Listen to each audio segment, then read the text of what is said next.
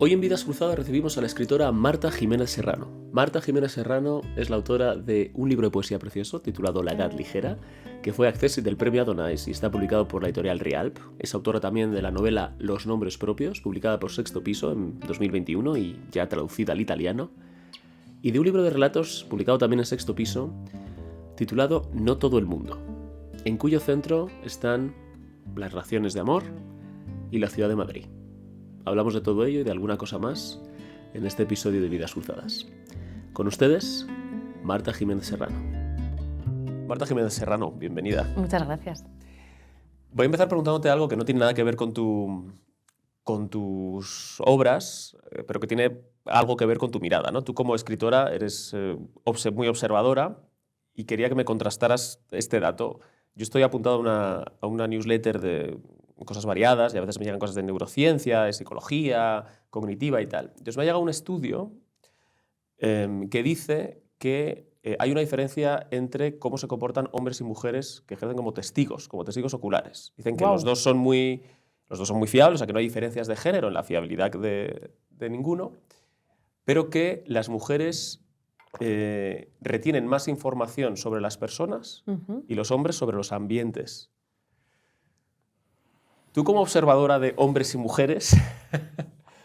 Bueno, ¿quién soy yo para contradecir el estudio? Bueno, pero, pues, claro, no sé a qué se refiere con ambientes. Yo creo que los hombres son... lugares. Es una generalización. Sí, aquí venimos a generalizar. Pero creo que son malos observadores de los espacios. Me ha pasado muchas veces, ¿no? De salir con un amigo, con mi pareja, y de decir, qué feo era el cuadro, ¿no? Y era como, ¿qué cuadro? Yo no he visto ningún cuadro. Pero sí que quizá me cuadra más lo de las mujeres, ¿no? Yo creo que ellos retienen mejor los datos y los hechos. Esto es horrible, o sea, esto es mentira, ¿no? Es una tendencia no pasa nada. genérica, No pasa nada. También porque nos educan para fijarnos en unas cosas o en otras, ¿no? O sea, no es magia. Pero yo creo que en los espacios nos fijamos más nosotras. ¿Ah, sí? Diría que sí. Y en las personas también. Y en las personas, supongo que miramos cosas distintas de la gente, ¿no? Puede ser. Bueno, te pregunto esto en calidad de experta, porque cualquiera que se acerque a tus relatos publicados bajo el título No todo el mundo, verá que te pones en distintos momentos en la piel de distintos narradores, ¿no? De hombres, de mujeres, de distintas edades. Y esto es un ejercicio muy sutil de observación también, ¿no? Sí, me interesaba mucho ese ejercicio, ¿no? Porque creo que, bueno, en el mundo en el que vivimos estamos intentando, o hay una supuesta simetría entre los hombres y las mujeres, ¿no? Y claro que debemos ser iguales en derechos y deberes, pero creo que también hay muchos patrones de comportamiento en los que, bueno, como decía, se nos han educado para cosas distintas y de los que no es tan fácil liberarse, ¿no? Entonces yo creo que muchos de los personajes de mi libro les gustaría ser de otra manera, pero el caso es que son así, ¿no? Y todavía siguen con esos patrones de comportamiento heredados. ¿Y tú crees que todos son patrones aprendidos? O sea, ¿no crees que hay condicionantes biológicos también? Bueno, es una grandísima pregunta para la que no me siento capacitada de responder. Seguro que también hay condicionamientos biológicos, ¿no? De hecho, en uno de los relatos, uno de los conflictos viene porque hay una mujer que está en pleno posparto y lo que está viviendo ella es radicalmente distinto de lo que está viviendo su marido, ¿no? Y ese es un claro ejemplo, ¿no? De cómo la biología a veces pone en jaque ese deseo nuestro de ser iguales. Es un caso muy claro en el que cuando una ha gestado y ha parido, pues lo que está viviendo la mujer no tiene nada que ver con lo que está viviendo el padre, ¿no? Pero creo que es muy difícil. De hecho, hay cosas en las que hasta me cuesta entender, o sea, creo que hay momentos en los que la biología y la cultura ya lindan, ¿no? Y ya a veces es difícil decir qué es una cosa y qué otra. A mí me hace mucha gracia esto, pasa mucho con los productos cosméticos, por ejemplo, que te dicen que son naturales y libres de químicos, ¿no? Pero en realidad cualquier proceso químico se da en la naturaleza, ¿no? Hay una cosa como muy extraña, creo que hemos llegado a un punto también en el que esa diferenciación a veces hasta me cuesta verla, pero estoy segura de que hay condicionamientos de las dos cosas, ¿no? Lo que pasa es que hemos llegado a un punto en que nos hemos sofisticado tanto a través de la cultura que bueno, que creo que es la responsable de muchas cosas, ¿no? La educación es la responsable de muchas cosas. Yo coincido en que no solamente a veces es difícil diferenciarlos, sino que a veces es incluso una distinción un poco falaz, porque nada es más natural en el ser humano que crear cultura, ¿no? Es decir, Ahí voy, ¿no? Son ese tipo de cosas que dices, claro, pero y por otro lado, también habría que poner en cuestionamiento si lo natural es per se positivo o mejor, ¿no? Porque también yo estoy encantada con la anestesia y con el aire acondicionado y creo que ninguna de las dos cosas venían de fábrica, ¿no? No. En el planeta. Entonces, bueno, es un tema interesantísimo que creo que es más complejo que... O sea, que no sé si hay que plantearlo como un derbi Madrid-Barça, ¿no? Porque... No, por supuesto que no. Creo que las dos cosas se van interrelacionando y que seguramente en unos casos pesa un poco más una o la otra, ¿no? ¿Siempre te ha interesado desde que empezaste a escribir, que ahora me cuentas un poco sobre eso, las relaciones entre hombres y mujeres? Es decir, ¿este es un tema al que vas y vuelves? Yo creo que sí, me interesan mucho las relaciones afectivas en general, ¿no? En este último libro he hablado de las relaciones de pareja entre hombres y mujeres, pero también había hablado de las familiares, ¿no? Y de las de los amigos antes. Y creo que las relaciones afectivas me interesan mucho en general y que este tema de las relaciones entre hombres y mujeres, en mi caso, ha venido muy de la mano del feminismo, ¿no? De lecturas sobre feminismo y de ver todos esos desfases que hay entre esas cosas que poco a poco van ocurriendo y otras que no ocurren, pero nos gustaría que ocurrieran. Y creo que ahí estamos jugando con modelos muy complejos, ¿no? ¿Escribes desde muy jovencita? Sí. Yo creo que esto me ha gustado siempre. O sea, siempre me recuerdo escribiendo. Tengo libros que escribía de pequeña. Evidentemente, pues de muy pequeña para mí era un juego, ¿no? Pero vamos, ya te digo que incluso de pequeña ilustraba y encuadernaba mis propios libros. O sea que yo creo que algo de deseo de que el libro existiera más allá de mí ya había, ¿no? ¿Y eso te viene por algo? Es decir, ¿procedes de un hogar muy lector, donde había muchos libros? Pues no especialmente. Mis padres... bueno, mi padre es médico y mi madre es profesora de físicas y de matemáticas. Entonces, bueno, a ver, son gente con formación universitaria, o sea, no es que fuera una Pero casa... científicos, ¿no? Pero son más científicos, sí, y tampoco es que hubiera un interés exacerbado por la literatura. Yo lo he vivido siempre como algo muy íntimo. Yo siento que tengo eso, que es una vocación, que no lo tiene que tener todo el mundo, pero yo siento que yo sí lo tengo. Y luego es verdad que siempre me han animado, ¿no? En mi entorno también tengo, aparte en mi casa, mis amigos, pues también han tenido interés por lo cultural, ¿no? Y como que creo que viene de mí, pero que también lo he visto muy alimentado por el entorno. Como lo de antes, ¿no? Había una mezcla Sí, entre lo natural sí. y lo coyuntural. ¿Y cuándo te das cuenta de que estás haciendo algo en serio? Es decir, cuando ya deja de ser un juego y dices, bueno, voy a construir algo, porque claro, no todo puede ser una llamarada, un chispazo infantil, ¿no? Claro, yo creo que lo decido un poco. O sea, creo que en serio me lo tomo siempre porque los niños juegan muy en serio, ¿no? O sea, no hay nada más serio que un niño jugando y diciendo, oye, que eso era lava y lo has pisado, ¿no? Entonces, yo creo que el hecho en sí de la escritura siempre me lo he tomado muy en serio, pero hay un momento en que digo, lo quiero intentar publicar, quiero intentar que esto sea mi profesión, ¿no? Y ese momento llega pues un poco a, pues no sé, con la crisis de los 28, de los pre-30, cuando digo, bueno, a ver, pues si te quieres dedicar a esto, pues tendrá que ser ya, ¿no?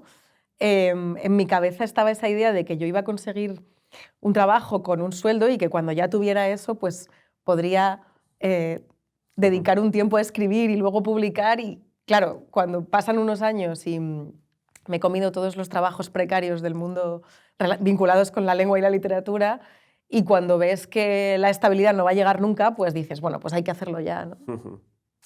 Y tú estudiaste filología hispánica, entiendo que por tu bueno, pues por tu vocación y por tu interés en la literatura y en el lenguaje.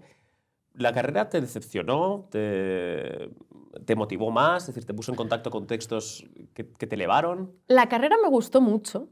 Lo que pasa es que es verdad que yo sentía ahí un vacío entre el bachillerato y luego, cuando me reconecté con el mundo literario, ¿no? Cuando entré a formar parte del mundo literario, en el que era muy difícil encontrar referentes o gente que te ayudara si querías escribir, porque el tema es que, claro, filología no es escritura creativa, ¿no?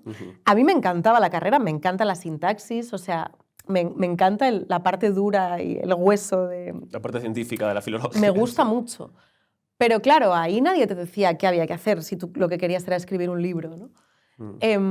Somos de los poquísimos países que no tiene, de hecho, o sea, en los que la escritura creativa no está oficializada, porque si te das cuenta, tenemos el Conservatorio de Música, tenemos la RESA de Interpretación, que está ya homologada como un título oficial, por supuesto está Bellas Artes, pero de escritura creativa no hay nada, ¿no?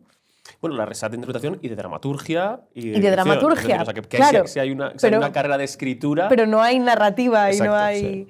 Entonces, eso sí lo eché de menos, ¿no? Como poder compartir más la parte más creativa. ¿Y crees que vamos camino de incorporar esa disciplina de la escritura creativa, digamos, al sistema oficial? Yo creo que no estamos tan lejos, la verdad, porque es verdad que cada vez hay más talleres literarios que creo que tienen bastante demanda.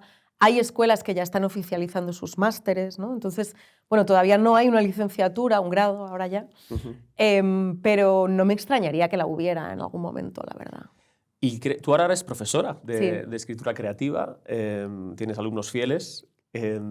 ¿Y cómo es tu experiencia como profesora? Es decir, viendo la literatura desde quien enseña, ¿no? Estás un poco llenando ese vacío que tú sentiste. Tal cual, es que te iba a decir, pues a mí yo lo siento como algo, es algo que me gusta hacer.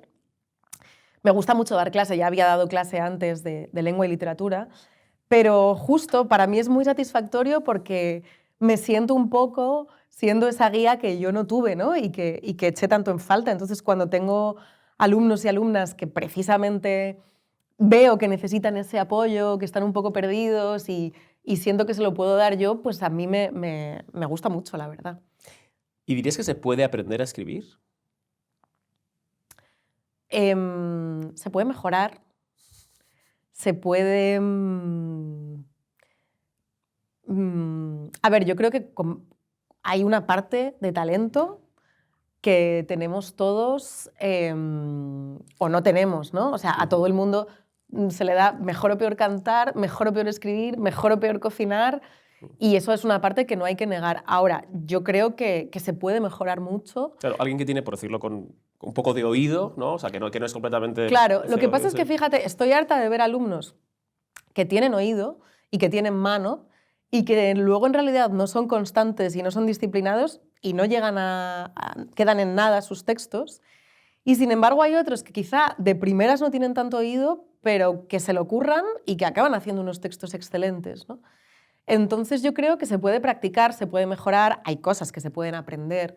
No sé si se puede aprender a escribir, Sí. pero se puede aprender a construir un personaje y se puede aprender qué posibles estructuras puede tener un libro, ¿no? Entonces, lo que no se puede enseñar es el talento, ¿no? Pero bueno, quizá el mismo libro un alumno lo escribiría con más dificultad y otro con menos dificultad, pero sí hay muchas cosas que se pueden aprender, yo creo. Y yo entiendo que para ti leer ahora, además de un disfrute, también es un aprendizaje, ¿no? Es decir, que tú ahora lees con ojos de escritora. ¿Es importante para escribir bien el saber leer con atención? Yo creo que sí, yo creo que es muy importante y de hecho a mí me pasa incluso que aprendo mucho de los libros que no me gustan o que me parece que tienen cosas que fallan, ¿no? Es súper útil leer un libro que flaquea por algún lado. Y por supuesto, pues de los buenos libros también, ¿no? Pero yo creo que son, o sea, claro, no es lo mismo, pero pero para mí son también actividades súper asociadas, ¿no? O sea, siempre me ha gustado escribir y siempre me ha gustado leer y creo que van muy de la mano. ¿Qué es lo que más te gusta que tenga un libro? Es decir, si un amigo quiere recomendarte un libro, ¿qué frase tendría que decirte? En plan, Marta, este libro... O sea, es que es como el gran topicazo, ¿no? Pero es que me gustan los libros que están bien escritos, que se fijan en el lenguaje. Me gustan los libros que se fijan en el lenguaje.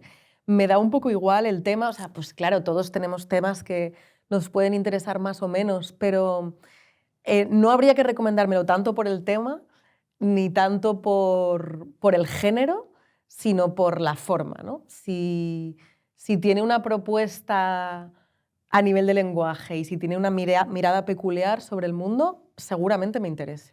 El primer libro que publicaste fue un libro de poesía, La Edad Ligera, ¿no? Que además fue accessit del premio Adonais, ¿no? Sí. Si no me equivoco. ¿Siempre te ha gustado escribir poesía? Sí, de hecho yo creo que es lo primero que es común, ¿no?, que sea lo primero que se escribe, ¿no? Es un yo género creo, muy... Sí, y yo creo que en un precoz. punto es de lo que más tiene que ver con el juego, ¿no? La poesía es como una canción. La poesía rima y se trata de jugar un poco con las palabras y de que suene bien. De hecho, a mí de niña me gustaban muchos poemas que no sabía lo que significaban, pero sonaban genial y yo me los sabía de memoria, ¿no?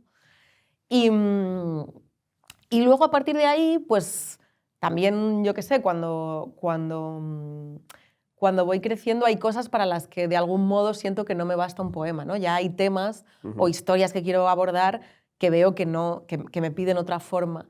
Pero sí que empecé un poco por ahí, sí. ¿Y ahora te sigue interesando? ¿Te ves volviendo a escribir poesía? Sí. Lo que pasa es que para mí la poesía es de una decantación muy lenta, pero ya lo fue en ese libro. Ese libro se escribió a lo largo de años.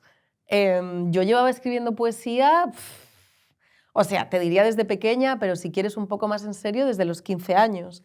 Y el libro se publica cuando yo tengo 29 o 30, ya no me acuerdo. Entonces, de verdad que hay poemas ahí que fueron escritos a lo largo de muchos años. Entonces, yo me sigo relacionando con la poesía y creo que volveré a publicar un libro de poesía, pero a lo mejor en otros 10 años, ¿sabes? Para mí es una cosa que va muy despacio.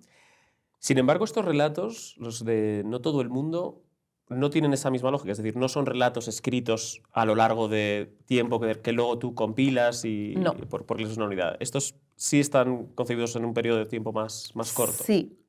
Estos los escribí, pues, no sé si fueron 3 años o 2 años y medio o algo así. Y muy pronto los concebí como un libro, porque enseguida había 2 o 3 relatos a los que les veía cosas en común, una mirada común, un tema en común, y enseguida empecé a pensar en el libro. O sea, digamos que el denominador común, bueno, el denominador común, aparte de las relaciones de pareja, es la ciudad de Madrid, ¿no? Que está... Sí, es una muy de las grandes cosas que unifican. Todos los relatos son en Madrid. Hay muchos lectores que me han dicho que en general les cuestan los relatos y que este libro no les ha costado. Y yo creo que es porque hay determinadas cosas que de un relato a otro no cambian, ¿no? Y una de ellas es el espacio. Hay un retrato de Madrid pues a lo largo de todo el libro.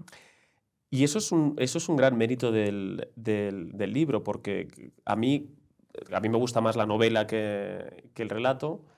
A mí, te hablo por eso solamente de mi gusto particular, pero porque me pasa muchas veces que los libros de relatos me parece que son muy desiguales, ¿no? Es decir, hay un relato muy bueno y que te traslada a un mundo, y luego hay otro que, bueno... En cambio aquí sí hay, bueno, como esos discos que se pueden escuchar de principio a fin y que tienen una cierta lógica, aunque las historias no estén conectadas, pero sí hay bueno, aparte de tener a Madrid de fondo, sí hay, bueno, pues ese tono que te lo dio alguno de los relatos. ¿El primer relato que escribiste es el primero que aparece? No, el primer relato que escribí es el de cuando yo la conocí, el del taller literario. Sí. Y sí, yo creo que marcó cierto tono, ¿no? Hay una cierta ironía, pero he intentado que no haya cinismo, que también haya una cierta ternura, ¿no? Y yo creo que ese tono, que anda más o menos por ahí, me lo dio el primero de los relatos, sin duda. Y he intentado no salirme mucho, ¿no? Porque, bueno, para mí el reto era que por un lado hubiera unidad, pero que por otro lado también pues cada relato evidentemente contase una cosa distinta, ¿no? Ha salido ya muchas veces y me hace gracia porque tiene algo de disco este libro, ¿no? Son como 14 relatos, como 14 canciones, cada una con una historia de amor distinta. Y yo creo que decías lo de que en otros libros hay relatos desiguales. Yo creo que es importante decir que muchos relatos se quedaron fuera. El otro día en una entrevista me preguntaban que qué hago cuando un texto no me sale y respondí, bueno, la respuesta corta es que no lo publico, ¿no? Entonces, hay muchos textos que se quedan en el ordenador y yo creo que está bien. Y yo no escribí 14 relatos y los primeros 14 fueron al libro. Había relatos que me parecían peores y entonces los dejé fuera, ¿no? Entonces también ahí yo creo que hay un proceso de descarte que está bien hacer. El primer relato, el de Tenemos que dejarlo, se llama, es significativamente más largo que los demás, ¿no? Es un relato que tiene 40 páginas o una cosa así, ¿no? Más o menos. Sí, si hubiéramos tenido un poco de morro, se podría haber hecho una caja muy grande y haberlo publicado casi como una novela Como una novela, breve, con ¿no? letras muy gordas. Sí.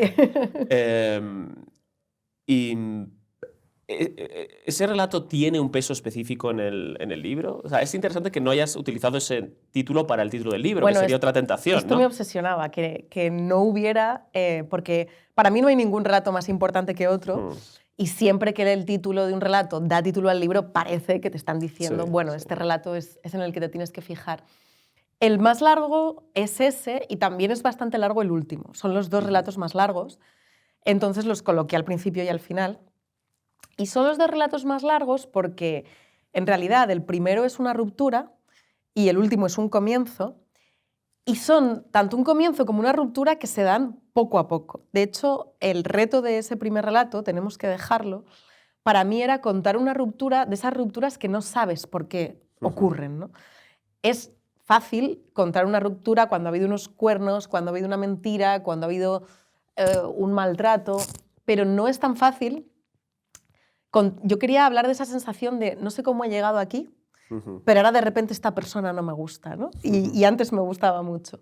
Entonces necesitaba un poco más de tiempo para eso, ¿no? Porque había que reflejar una paulatina erosión de las cosas y yo creo que por eso quedó un poco más largo. Y el otro es parecido, pero a la inversa, entonces los coloqué al principio y al final y en medio los demás.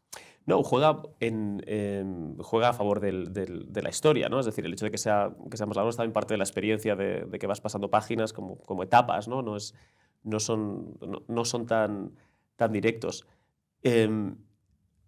Mucha gente te ha dicho, oye, o ha intentado ver algo autobiográfico tuyo en todos estos relatos. Bueno, me lo han preguntado, pero tampoco tanto como con la novela anterior. Y creo que como son muchos relatos y son muchos personajes, pues bueno, la tentación es menor, ¿no? Porque evidentemente no puedo ser a la vez un hombre de 40 años y una viuda de 73 y una chica de... Entonces yo creo que han sido más tímidos esta vez con la pregunta autobiográfica. Vamos a hablar de alguna de estas cuestiones. Me interesa lo que has dicho de una viuda. Hay una historia que cuentas que es de una mujer que además de ser una mujer es madre y abuela, pero que solo es vista como madre y abuela con sus familiares en la comida del domingo, pero que ella tiene su vida y su afición al cine, ¿no? Sí. Entonces no vamos a revelar más cosas. ¿Te interesa esta parte de la invisibilización de las personas mayores? Sí, me interesaba mucho contar esa historia y creo que hay una parte de invisibilización, pero además muy, muy concretamente en todo el tema de la intimidad, ¿no? Asumimos que las personas mayores, ya no te digo si son abuelas, ¿no?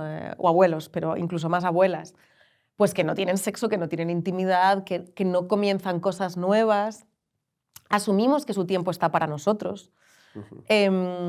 Y lo más peligroso, a mí lo que me da más ternura de ese relato, porque bueno, básicamente tampoco hay mucho spoiler que hacer, Lola se está enamorando de un señor de la Universidad de Mayores, ¿no?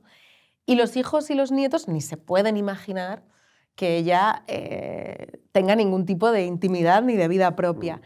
Pero a mí lo que me da más ternura es que en cierto modo ella tampoco se lo imagina, ¿no? Ella misma está sorprendida diciendo, pero ¿cómo yo, a mi edad, ahora me estoy metiendo en esto, ¿no? Entonces yo creo que lo peligroso no es solo la mirada de los demás, sino que nosotros mismos también obedecemos a las expectativas que la sociedad tiene sobre nosotros, ¿no? Y yo creo que en el tema de la edad, y ahora además que cada vez vivimos más. Y en mejores condiciones. Y en mejores condiciones. Y pues yo creo que como que esa cosa de que solo se se emprenden cosas nuevas en la juventud y que hay una edad activa para hacer las cosas y luego ya uno está para... Creo que es algo que está cambiando y que debería seguir cambiando. Esta mujer, Lola, está muy determinada por eso, por su rol de madre y su rol de abuela, ¿no? Mm. Y de ser una pieza fundamental, pero poco asistencial en la vida de los demás. Y ella además parece que su vida tiene que ser un libro abierto, que no puede tener nada que no esté a la vista de todos. Esto, claro, también estará cambiando porque ya no todas las mujeres son madres, o no casi todas las mujeres son madres como antes, ¿no? Y este es un tema que también está presente en el libro, ¿no? La maternidad, desde no serlo, desde empezar una relación con un hombre que tiene una hija y en qué lugar coloca eso a la novia. Esto es otro tema que entiendo que es muy central también, ¿no? Dentro Sí, bueno, yo creo que es un tema... o sea, creo que es algo que ha cambiado muchísimo en general y desde luego que condiciona la vida de pareja porque ahora es una decisión. Antes uno no decidía esto, antes se tenían hijos, ¿no? Y si no se tenían era porque no se podía, porque Dios no quería, o porque... pero no era una cosa que uno se plantease. Y ahora es una decisión, y es una decisión muy grande, ¿no? Es una decisión lo suficientemente grande como para romper una pareja, si no se está de acuerdo en lo que hay que hacer, pero incluso a veces una misma no sabe lo que hay que hacer, ¿no? En un libro que me gusta mucho, que es un ensayo, pero que trata un poco los mismos temas, que es El fin del amor, de Tamara Tenenbaum, ella cuenta cómo se dio cuenta de que sus amigas tenían dos fantasías, que era una, darse cuenta de que eran estériles, o bien quedarse embarazadas por accidente. Y las dos fantasías lo único que implican es que tú no has decidido nada, ¿no? Es enfrentarte a la decisión. Claro, lo que quieres es desembarazarte, nunca mejor dicho, de la decisión, porque, hombre, es una decisión muy difícil. Y muy irreversible en el caso de las mujeres, además, ¿no? Porque los hombres tienen más años, pero las mujeres... Bueno, muy irreversible no tenerlos, dices, ¿no? Sí, sí. Claro, sí. O tenerlos. Tenerlos también es irreversible. No, sí, claro, pero para el hombre también es irreversible, digamos, tenerlo, ¿no? O sea, no tenerlo en...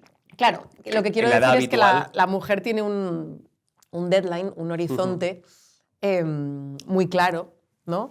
Y en ese horizonte tiene que tomar una decisión. Hay muchos estudios ahora que revelan que las mujeres, que el principal problema de las mujeres en Occidente es que no hay hombres con los que ellas, que no es que no quieran tener hijos, sino que no encuentran a hombres con los que ellas estén dispuestas a tener hijos. Buf, no lo sabía. Pues puede ser. Pero te resuena a ti que... No digo en lo personal, me refiero en general. Ya, no, te entiendo. Sí, también veo a muchos hombres, muchos más que antes, con ganas de ser padre. Es decir, creo que se ha descentralizado un poco, ¿no? Antes, claramente, la que estaba más pensando en esto era la mujer, también porque era la que se iba a encargar y porque, claro, una vez más, la habían educado para eso, ¿no? Y creo que ahora pues, también hay más mujeres centradas en otras cosas, ¿no? Que podrían tener hijos, que podrían no tenerlos, que bueno. Y también veo cada vez a más hombres con ganas de ser padres y de ejercer esa paternidad, ¿no? Pero bueno, lo puedo entender también. Yo creo que, bueno, una vez más, en realidad no solo el tener hijos, ¿no? Yo creo que una de las cosas que pasa y que he intentado mostrar en el libro es que ahora no hay modelos de pareja. Entonces, cada pareja tiene que pensar cuáles son sus reglas con respecto a todo, ¿no? ¿Cómo vamos a hacer con las vacaciones, la Navidad, la exclusividad sexual, los hijos, fregar el baño? O sea, esto ya no viene dado por un modelo claro. Entonces, claro, es muy laborioso encontrar a alguien con quien todos los puntos encajen, ¿no? Sí, claro, hay muchas causas. Una de ellas es, bueno, pues esta prolongación también de la juventud, que saca a muchos hombres de ese mercado afectivo y tal. También la falsa sensación de que la oferta es infinita, ¿no? Porque uno coge Tinder y empieza a pasar y dice, bueno, pues hay miles de personas, ya no es a ver con quién coincido en la cola del cine o en clase, ¿no? Y que todo eso está retrasando y que está generando un pequeño cortocircuito en todo... bueno, lo que son las relaciones de pareja y en las cosas que tienen deadline, ¿no? Fíjate, como una tú cosa decías. que pasó a mi alrededor es que en la pandemia, cuando llegó el confinamiento, varias parejas se quedaron embarazadas. Y yo creo que hubo un efecto de, mira, Ya pues que ya. estamos... No, claro, como de... Creo que había algo de estar esperando el momento ideal, la persona ideal, el trabajo ideal, la casa ideal, y cuando ya tengamos las condiciones perfectas. Y creo que hubo una sensación de no va a llegar la situación ideal. Entonces da igual, hay que hacerlo ahora, ¿no? Y seguramente fue una gran dosis de realismo esa, porque sí que creo que una de las fantasías de nuestro mundo actual es que existe la situación ideal en algún plano, ¿no? Y no existe, y seguramente pues si quieres tener hijos, tenlos ya, y si quieres escribir un libro, escríbelo ya, y si quieres lo que sea que quieras hacer, hazlo ya, porque seguramente las condiciones idóneas no van a llegar nunca, ¿no? ¿Te costaba más meterte en la cabeza del género opuesto, en este caso de los hombres, o más en personas de otras edades? ¿Qué consideras que es más difícil? ¿Sabes que lo que más me cuesta es meterme en la cabeza de mujeres de mi edad? ¿Ah, sí? Sí, porque yo para escribir un Interesante. personaje necesito tener cierta distancia con el personaje. Entonces, cuando mi protagonista tiene 73 años, o cuando es un hombre, o cuando es un niño, yo ya tengo una distancia que viene dada porque ese personaje claramente no soy yo. Y enseguida creo al personaje y me meto en su cabeza y no me cuesta realmente tanto. Pero si voy a escribir de una mujer de la treintena, tengo que hacer un esfuerzo mucho mayor para que esa mujer no sea yo. Porque el instinto evidente es darle mis rasgos y mis características, ¿no? Y en realidad me cuesta más y he tenido que afinar mucho más los personajes femeninos que el resto de personajes que cuando, bueno, no es que sea súper fácil, pero cuando los pillaba, los pillaba. Y tuve que hacer un esfuerzo mayor para que las mujeres de 30 años no fueran todas iguales, es decir, muy parecidas a mí, ¿no?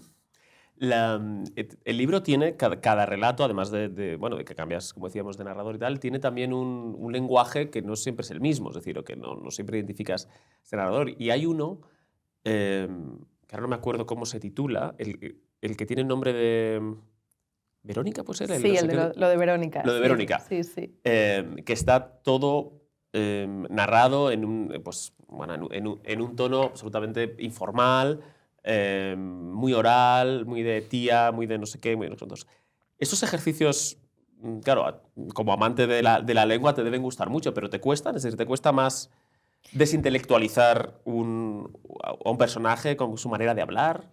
No me cuesta. Creo que el riesgo ahí, o sea, lo difícil cuando hago un registro muy oral, a mí me interesa muchísimo el habla de la calle, me encanta. Y de hecho también te diría que creo a los personajes a partir de cómo hablan, ¿no? La viuda de 73 no habla igual que los adolescentes y no hablan igual. Y eso me ayuda muchísimo también a ver al personaje. Lo difícil para mí, cuando, en este caso además, que es todo el narrador del texto, ¿no?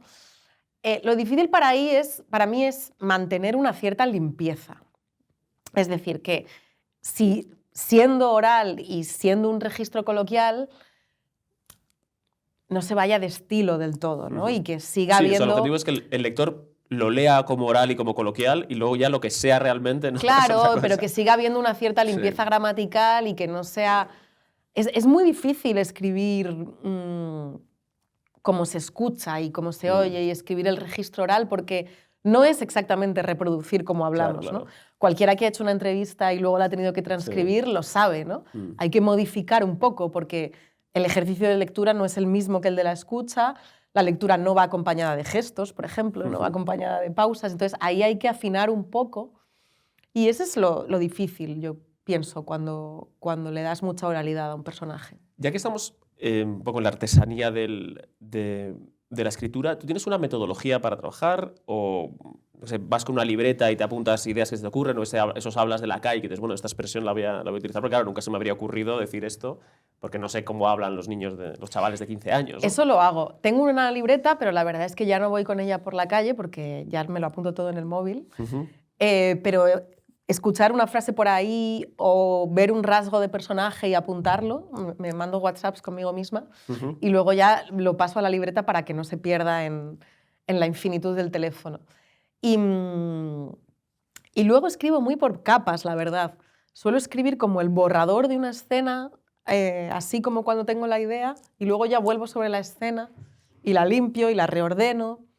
Y voy escribiendo diferentes escenas y las voy uniendo. Yo tengo una sensación, para mí se parece mucho a hacer un puzzle, pero es un puzzle del que yo tengo que crear también las piezas, ¿no?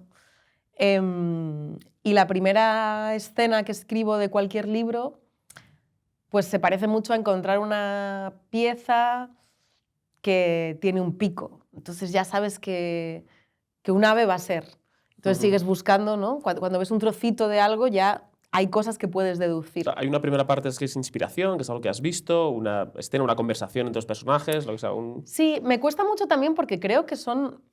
yo entiendo que para explicarlo y para preguntarlo tenemos como que separarlo, pero creo que son cosas que se van dando muy a la vez. Creo que el proceso de escritura de un libro de ficción tiene mucho de racional, mucho de estructural, mucho de intuitivo, mucho de emocional, mucho de estético, y hay que meter todo eso en la coctelera, pero en mi caso se va metiendo todo al mismo tiempo, ¿no?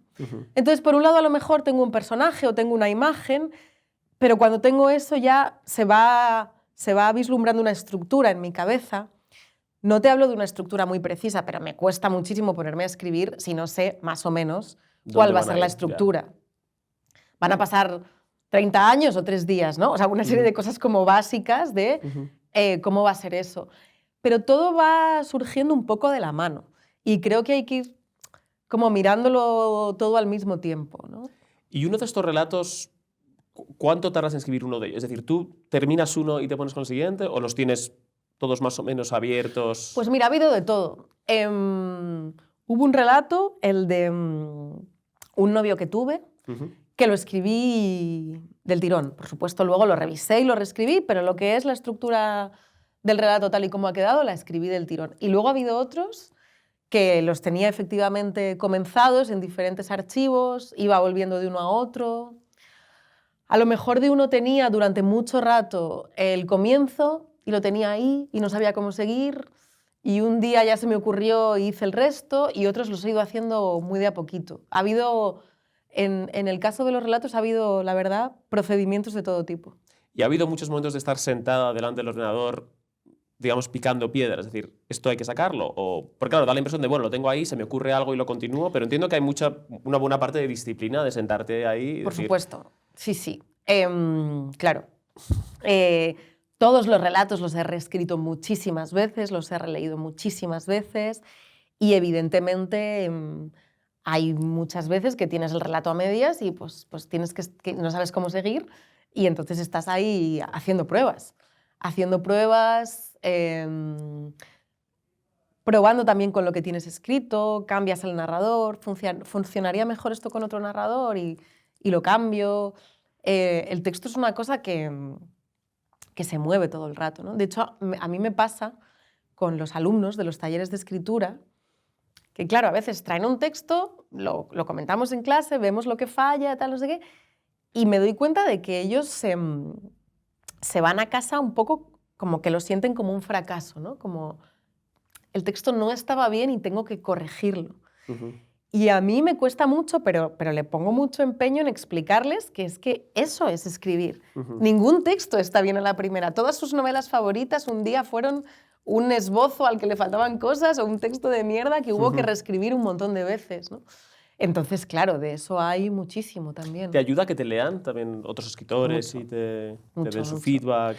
Sí, de hecho yo, la verdad, no conozco a nadie que no dé sus textos a leer.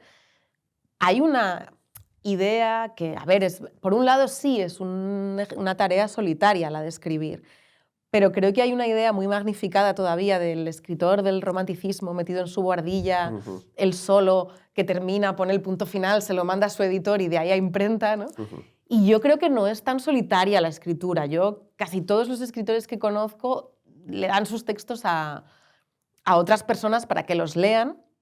Y además, para mí es fundamental para terminar el libro, porque a mí Me importa que mis libros se entiendan, me importa comunicar con mis libros. No creo que escriba libros crípticos ni autorreferenciales. Entonces necesito ver cuál es el impacto en el lector para ver un poco qué es lo que he escrito, ¿no? Por hablar de lo críptico y lo no críptico, el libro tiene varias perlas en boca de narradores, en boca de personajes, y quería saber hasta qué punto tú compartes estas cosas que dicen los personajes, ¿no? Por ejemplo, creo que es en la primera historia, la de los Elos, que dice, no... como una pareja, cuando el peor momento de una pareja está mal cuando dice cuando estamos bien, estamos muy bien, ¿no? Sí. ¿Esto es una tesis que tú compartes? Hombre, esto lo he escuchado muchas veces y he dicho, buf, qué mala pinta. Qué ¿no? mala pinta, ¿no? Sí, cuando intentamos aislar, ¿no? También he oído mucho la de cuando estamos solos, estamos muy bien. O cuando estamos bien, estamos muy bien. Yo soy cuando más... no nos estamos estrangulando, estamos muy bien. Claro, claro. Sí. Yo soy más de la teoría de que hay que estar bien discutiendo. O sea, quiero decir, va a haber... Siempre hay momentos malos y siempre hay momentos de desencuentro, pero con eso es con lo que hay que saber lidiar, ¿no? Yo también estoy genial cuando estoy frente al mar con un vino, pero eso no es así todo el rato, ¿no? A ver, otra así que recuerde... bueno, una que yo creo que te han dicho muchas veces, que es esta de pasar de... De la intimidad, de la intimidad al protocolo. Sí. Bueno, lo que dice ahí el narrador es no hay nada peor que pasar de la intimidad al protocolo, en el sentido de no hay nada más triste, ¿no? Cuando, pues eso, cuando una expareja te manda un mensaje protocolario, ¿no? Dices, bueno, evidentemente aquí se han enfriado muchas cosas y en ese sentido estoy de acuerdo, pero también creo que es muy saludable, ¿eh? Sí, claro, el protocolo es mejor que... Claro, creo que la cortesía... Que la toxicidad. Por supuesto, o estas cosas de no poder volver a hablarse o tal. En ese sentido yo estoy muy a favor del protocolo, la verdad. A veces es lo único que te queda, pues ser cortés, ¿no? Claro, sí, es verdad que contradice esta idea del amor romántico, que es como juntos o el mundo explota, ¿no? Y aquí es como, bueno, pues el mundo no explota y, hay que ser protocolario y elegante. ¿Y qué otras, digamos, de esas píldoras Mira, me pasó hace compartes? poco una cosa graciosa, graciosa. Compartieron dos lectores dos frases en Twitter, una de No todo el mundo, de mi último libro, y la otra de Los nombres propios. Y la de No todo el mundo decía, ¿acaso el amor sea que la conversación siga siendo siempre interesante? Y la de Los nombres propios decía, a lo mejor el amor es eso, hacer cosas distintas en un mismo espacio. Y me hizo gracia porque eran un poco lo contrario, ¿no? Sí, una decía sostener una conversación interesante y la otra era como cada uno en silencio a sus cosas, pero los dos en el mismo sitio, ¿no? Y además también me hacía gracia porque en las dos está la duda, ¿no? En una creo que digo quizá y en otro acaso, pero pensé, a lo mejor voy a estar aquí en todos mis libros intentando definir... Bueno, mucha gente lo ha interpretado así, ¿no? Por lo menos este libro he visto que varias entrevistas que te han hecho la titulaban con el título de Carver de qué hablamos cuando hablamos de amor, ¿no? Mucha gente lo ha titulado así, ¿no? Sí, yo, a ver, respuestas no tengo, pero claro que es un análisis del amor hoy, ¿no? Yo lo que he intentado es desplegar todas nuestras preguntas e intentar también que nos hagamos las preguntas desde otro sitio, ¿no? No, bueno, pero quiero decir, está bien que quienes se acerquen a estos relatos van a encontrar historias serias, buena literatura, pero efectivamente, bueno, cosas muy contemporáneas. Sí. Aparece Tinder, aparece Facebook, aparece Netflix, aparece Filmin, por supuesto. Por supuesto. Y bueno, y tantas otras cosas, ¿no? Es decir, entonces, bueno, es una pregunta de todos los ingredientes que tiene el amor en estos años. ¿Los lectores más maduros has tenido alguna reacción? Sí, les gusta mucho también. Yo creo que... O sea, no se sienten... no, desplazados. Para nada. Hay algunos que se sienten identificados. Nunca olvidaré en el primer club de lectura que hice una señora ya mayor que llegó y me dijo, llevo 40 años casada y yo ya he sido todas las parejas de tu libro, ¿no? Porque ya había pasado por todas las fases. Y luego también hay algunas que me han dicho una cosa muy bonita, que es que han entendido a sus hijos y a sus hijas, ¿no? De hecho, me he acordado, hay un libro que a mí me encanta y que de hecho también creo que me ha influido mucho en este, que es Los usos amorosos de la posguerra española, de Carmen Martín Gaite. Sí. Y la dedicatoria de ese libro me da rabia porque no la voy a decir bien, pero es algo así como para todas las señoras de España que no entienden a sus hijas y para sus hijas que no las entienden a ellas, ¿no? Entonces, cuando alguna vez me han dicho esto, me he acordado de esa dedicatoria y he pensado, mira, pues igual esa también podría ser la dedicatoria de este libro. Pero yo creo que hay cosas contextuales y luego hay cosas en las que creo que el amor no ha cambiado en siglos, ¿no? Lo nerviosos que nos ponemos cuando vamos a ver a alguien que nos gusta, lo tristes que nos quedamos cuando nos dejan, los celos, la inseguridad. O sea, yo creo que hay una parte, bueno, pues quizá la gente más joven se puede identificar en el hecho concreto de Tinder, ¿no? Pero yo no me identifico con mandar una carta y leo a Jane Austen sin ningún problema, ¿no? Entonces yo creo que está la parte más contextual que sí quizá es para... se ve más reflejada una generación concreta, pero luego creo que hay otra parte que es toda la que habla en verdad de las emociones, Sí, yo estoy... que ahí están todos un poco... Estoy de acuerdo. Y de hecho creo que ahí la historia, volviendo a esta historia de Lola, le da como gravedad al libro. Además está como a la mitad, ¿no? Entonces, no sé, yo he tenido esa sensación, como, bueno, pues esta es una historia de...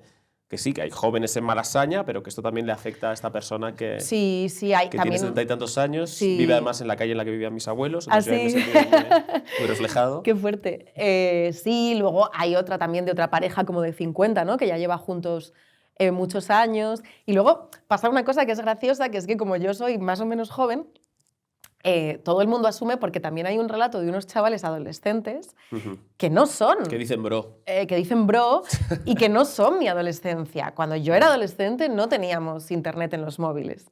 Es decir, que casi... Ni había chinos en los colegios. Ni había chinos en los colegios. O sea, casi he hecho más esfuerzo adaptativo en ese que hacia arriba muchas veces, ¿no? Bueno, es que ha cambiado más el mundo a lo mejor hacia abajo, ¿no? Claro, por eso digo que me hace gracia, porque es como tú eres joven, sabes de lo de los adolescentes, pero yo la adolescencia ya la he dejado atrás hace rato. Y también me hace gracia porque también me han dicho mucho esto, ¿no? De los jóvenes y las redes sociales. Pero si redes sociales tenemos todos ya, ¿no? Si los señores de 60 años tienen Facebook y... De hecho, solo los señores de 60 años Exactamente, tienen Facebook. de hecho Facebook ya es solo para ellos. Entonces, como que creo que hay cosas que un poco estereotipadamente... O sea, que dos generaciones no son nada, ¿no? Y que yo tengo más la sensación o la impresión de que es un libro contemporáneo más que sobre una generación concreta, ¿no? Bueno, tu primer libro, por hablar, tu primera novela, bueno, y tu única novela hasta el momento publicada, Sí, Los nombres propios, era un libro sobre la juventud, o sobre el paso de la infancia a la juventud. ¿Consideras que ese es un tema ya cerrado? Pasa mucho con una primera novela, que es así como es un tránsito, que nosotros dices, bueno, quiero cerrar. Pues igual sí. No sé lo que voy a escribir en 30 años, si sigo viva, pero sí. Yo siento que con cada libro, de algún modo, quemo o resuelvo para mí misma una serie de temas, ¿no? De hecho, si te fijas, casi todas las edades que están en No todo el mundo son las que no se trabajaron, o sea, son las que no aparecen en los nombres propios. Intenté escribir una de unos niños, pero yo creo que ya estaba con la infancia en jaque yo. Yeah. Entonces sí, yo creo que la novela de formación ya estuvo, ¿no?